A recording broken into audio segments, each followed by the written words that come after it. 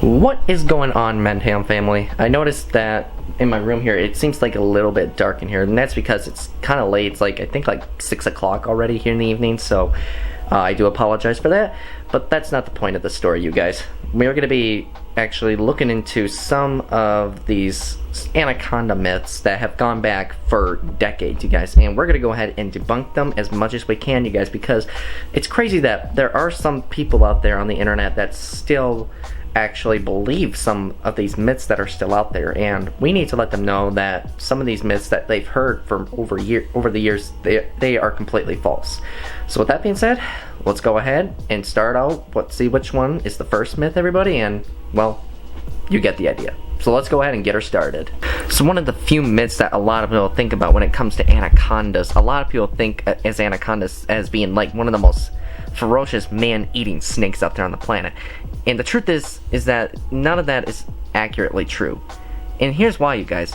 If anacondas were really a true man-eater, we'd be hearing, there would probably be news articles almost every week about somebody getting eaten, or maybe once a month down in the Amazon jungle, you guys. And there is an issue going on as well in the anaconda's native habitat, you guys. Anacondas in the wild are kind of protected right now. Obviously, because due to deforestation, you guys, there's a lot of illegal logging that's been going on, and that's causing the population for green anacondas to diminish quite a bit, you guys. So, and that's why with less and less deaths too, you know what, I guess I shouldn't say that. Like I said, there has been no like official records of people being eaten by anacondas, you guys, because just because somebody goes missing in the jungle doesn't mean they got eaten by a snake, you guys, because the truth is nobody knows what happened. Literally nobody knows, because anything could have happened out there. Somebody could have been like kidnapped, somebody could have been like, I don't know, maybe got lost just in the jungle or something, you know. So with that being said, anacondas are not true killers, you guys. They're not like those snake anacondas in the movie you guys watch with Jennifer Lopez, who's a great actress, by the way. So really, it's just not true, you guys. No evidence anacondas are man-eaters. And believe it or not, the largest meal I've ever seen a green anaconda trying to take down is a small cow, and that's pretty much the biggest meal they can take down, you guys. Even though they can swallow crocodilians too, it just really isn't that common. So with that being said, green anacondas, anacondas in general, they are not true man-eaters, you guys. So with that being said, I hope you guys understand that. And of course, believe it or not, green anacondas, they actually don't. There's another thing that I need to share with you guys too about anacondas here in a moment. But before we do that, you guys get any further, can you just make sure to like and subscribe for me if you guys are new to this channel here, by the way, before we get any further into this video. So please do that for me, you guys. It would really help this channel a lot, and I'm hoping to continue on making further content for y'all, by the way. So go ahead and do that, y'all. Anacondas are the longest snakes in the world. A lot of people do think that the anaconda is the world's longest snake. While theoretically they are a very large snake, you guys, they are, however, not the longest snake in the world. They are one of the longest snakes in the world, but they are not the longest snake in the world. They are, though, the world's heaviest snake, though. And sometimes green anacondas have been recorded in the wild and in captivity, some of which weighing about 300 pounds, which is absolutely massive and has probably the girth, literally probably that of a telephone pole. So with that being said, green anacondas, I think the largest one on record, I think, is probably like 25 feet long, I think. So, and typically, a lot of people think green anacondas get over 30 feet long, but in reality, there has been no official record of a green anaconda 30 feet long, you guys. But that being said, though, the world's longest snake is the reticulated python, and as you guys can see, too bad this isn't actually a real green anaconda I have either. What are you doing? What are you doing, bud? What? Are you hyper?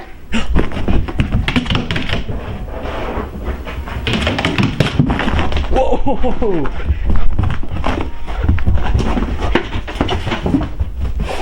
What are you doing? Now, can anacondas actually hold their breath underwater for really 10 minutes? Because I find that kind of hard to believe, don't you think? According to the internet, it does state that anacondas have been recorded to hold their breath up to 10 minutes. But I actually just noticed something too, though. There is a YouTube video that I actually did watch several months ago where my good friend Brian was feeding one of his green anacondas a meal, and it took its meal down into its pool and actually stayed underwater the entire time as it was consuming its prey. And they timed it out a minute by minute from the moment it took its prey underwater, and it actually then slowly swallowed it down whole. And after minute by minute, after the snake was completely done with its meal, the snake literally stayed underwater for a total of exactly 49 minutes, everyone. That's right, 49 minutes. So the internet isn't always correct here, to be totally honest with you people. Even though a lot of people, when they go on the internet, they always think they read something that's completely true. But the reality is, not everything on the internet we read is true, you guys. Sometimes there are some articles that are complete hoaxes, everyone. So the reality, green anacondas, they can hold their breath a lot longer than 10 minutes. So I hope you guys understand some of these myths about anacondas in the wild, you guys. And the truth is that even though these snakes are a fascinating looking animal, they're absolutely beautiful, but they also should be... Bentley, keep it down, please. I'm trying to work here, bud. Sorry, you guys. Bentley's trying to ask for my attention here. Oh. Yeah, I guess you haven't seen me all day now, have you? Guess you haven't seen me all day. So like I was trying to say... Oh, whoa, no. No. Bentley, what's gotten into you? What's gotten into you? I don't know what's gotten into Bentley. Usually he's not like this. So like I was trying to say is that green anacondas, well actually any species of anaconda in general, should be respected, whether it's in captivity or in the wild in its natural habitat. And a lot of people, like I said, especially some of the natives that live around the Amazon rainforest, a lot of people like to make up these urban legends about them being so giant, like 40-50 feet long and weighing like 1,000 pounds. But in reality, we have to realization here, you guys. There is no way a green anaconda could reach 50 feet long. But that being said, though, could there be a snake out there, in general, an anaconda in the Amazon be 30 plus feet long? I mean, I guess it's possible. But do I think it's very likely? No. But with that being said, it would be cool to see one that big in the wild, whether it was like basking on the riverbank or if it was swimming across the river. So, with that being said, y'all, hopefully you guys learned and understand now some of these myths of anacondas are pretty much untrue. So, with that being said, y'all, I think I'm gonna go ahead and check on my snakes to see what they are up to right now. I caught Lucy doing her cobra pose. I think she sees me here, you guys. She's just not trying to move. What are you doing, Ariel? What you looking for? You looking for food? You think there's a mouse in there? Now, obviously, you guys can see Ariel is still in her 20-gallon tank, you guys. Obviously, she has been growing quite a bit in the last 6 months. Now, with that being said, I do plan on upgrading her to a bigger enclosure, you guys. It's probably like close to maybe 3 feet long, and it's probably going to be like 3 feet long and maybe 18 inches wide. So it's going to definitely have some more space for her to crawl around in, because she is still growing, you guys. And she's probably going to get about 4.5, maybe close to 5 feet long here within the next year or so. So with that being said, she's not going to stay in this 20-gallon tank forever. And I think I actually may have a solution here coming up soon. I'm not going to tell you guys right now what the plan is, but I think I'm starting to piece it together in my head what it would be, the good outcome of this would be. So, I'm not going to spoil it for you, y'all, but I just know it won't be too long until we get her into our new, bigger enclosure. So with that being said, you guys, at this point, I know some people are going to be saying this cage is too small for her, which theoretically, it kind of is pretty small for her. But she doesn't seem too stressed out about it, which is good. But I guess there's always that saying, I guess, like, the bigger, the better. I guess you can say it like that. But with that being said, for the next month or so, she's just going to be staying in this 20-gallon tank for a little while. But like I said, I'll get her upgraded here soon, my lovers. And I think I just got caught here, you guys. She was basking underneath her lamp, but I think when I opened her cage, she saw me. So I don't think I'm going to be able to make a move so simple here. She's obviously looking at this camera right here. She's like, what are you doing with that giant metal thing? Hey. What do you want to say to the audience out there? No, you can't have another one. You just ate yesterday. You can't have another mouse. I'm gonna have to start calling you Miss Piggy then if you're gonna have to keep asking for more. But you're gonna have to wait another couple more weeks, sweetheart. Alright? So obviously, I wanted to talk about with you guys something here real quick. For the last few months or so, I thought about starting another channel for some time now.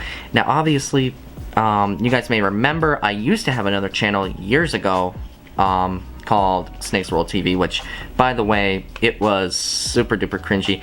And the reality was, I didn't make that much content on that channel either, and it really was not thriving as well as the vlog channel. So I thought, might as well just go ahead and just terminate that idea. But now I have actually started a new channel. I haven't posted anything on it yet, but I'm hoping within the next month I'll have some stuff up for you guys. I'm actually going to be starting a new series on another channel. It's called Jim Goes Fishing, and I'm gonna be going around some parts of my areas here in Michigan, some good areas to go some fishing, whether if it's for like trout, bass, or perch and pike, all those kind of species here. And I'm hoping to start, like I said, within the next month I can start filming here. And I'm gonna be using my old previous vlog camera, this beautiful Canon T100 right here. That's gonna be my main camera for my second channel. Now obviously you guys know it does not come with a mic on top, but I'm gonna get some extra equipment for it. And obviously this camera, you guys, when I used it for my vlog channel, it did pretty well overall. So with that being said, since I'm starting another channel, I think it's time for me to go ahead and step up the game plan a little bit and get to start doing some fishing for you guys, because believe it or not, here too in Michigan, fishing is a very popular tradition here. It has gone back generations. So with that being said, I'm hoping to bring you guys along for this adventure, and hopefully it doesn't disappoint either, because obviously there are some people out there probably would not watch it, but if any of you guys haven't subscribed to this channel for a while, would like to subscribe to the channel, I'll leave a link to it down in the description, and feel free to go show some love for it. And I'm hoping within the next month, like I said, maybe we'll have the first video uploaded on the channel, and hopefully we can get actually a good start to it. So with that being said, feel free to go ahead and check out the channel down below, people. And with that, everybody, I'm just gonna go ahead and just end this video here for the night. I hope you guys actually now know the truth about anacondas out there that are not true killing machines that some people make up about them, whether it's like in novels or movies. None of that is accurate, you guys. And in reality, these animals are pretty docile creatures, even though you gotta still treat them with respect. Because obviously, if they do feel a bit like anxious or anything like that, they kind of will show that sign to you. So with that being said, I'm just gonna go ahead and end this video, y'all. But before I go, make sure you guys like and subscribe for me, you guys, and turn on that notification bell to stay notified for every new video I post. And I'm just gonna go ahead and let you all go home for the night. I'll see y'all in the next one.